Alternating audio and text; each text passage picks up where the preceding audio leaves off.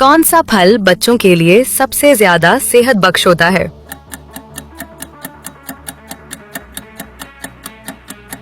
सही जवाब सेब।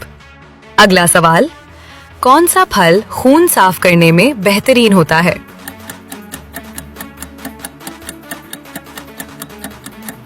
सही जवाब अनार।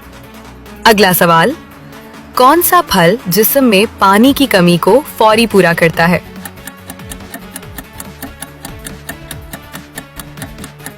अपनी जहानत से इसका जवाब कमेंट सेक्शन में दें। अगला सवाल, कौन सा फल याददाश्त बेहतर बनाने में मदद देता है?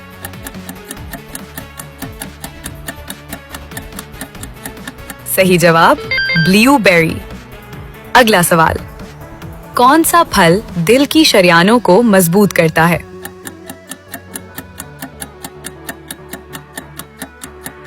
सही जवाब अंगूर।